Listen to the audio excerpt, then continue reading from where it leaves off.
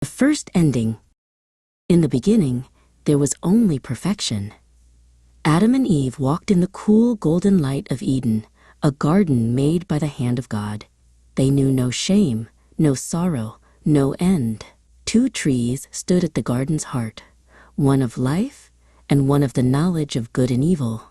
They were given dominion over all, with a single command: you must not eat from the tree of knowledge, for when you eat from it you will certainly die.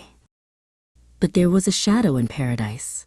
The serpent, more cunning than any beast of the field, found Eve alone by the forbidden tree. Its voice was a silken whisper, twisting the truth into a question. Did God really say, it hissed, its iridescent scales shifting in the dappled light, you must not eat from any tree in the garden?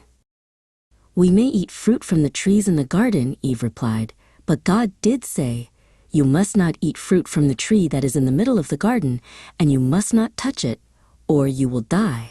The serpent laughed, a sound like rustling leaves. You will not die, it promised. God knows that when you eat from it, your eyes will be opened, and you will be like God, knowing good and evil. The fruit was a delight to the eyes and desirable for gaining wisdom. She took it, she ate. The knowledge flooded her, sweet and terrifying. She found Adam, her other half, and held out the fruit. He saw the change in her eyes, the shadow of what she now knew. He took the fruit from her hand, and he ate. And in that moment, the world fractured. Their eyes were opened, and they saw, not divinity, but their own nakedness, a hot, searing shame, a feeling utterly alien to them, washed over them. The innocence of Eden was shattered, and they frantically stitched together fig leaves, desperate to cover their new vulnerability. Then they heard it. The sound of God walking in the garden in the cool of the day. The sound that once brought them joy now struck them with a fear they had never known. They fled, hiding themselves among the trees, their hearts pounding against their ribs like trapped birds. Where are you? The voice of God echoed through the trees, heavy with sorrow. Adam, trembling, stepped out. I heard you in the garden, and I was afraid because I was naked, so I hid. The terrible question came, have you eaten from the tree I commanded you not to eat from? Adam pointed to Eve, the woman you put here with me. She gave me some fruit from the tree, and I ate it. Eve, in turn, whispered, the serpent deceived me, and I ate. Judgment fell like a shadow. The serpent was cursed to crawl on its belly.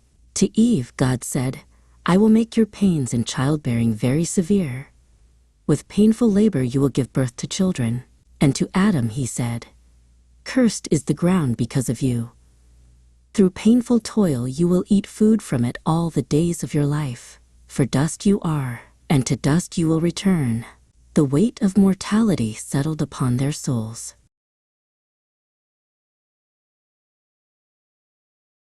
In a final act of sorrowful care, God made them garments of skin to replace the frail leaves. Then he drove them out.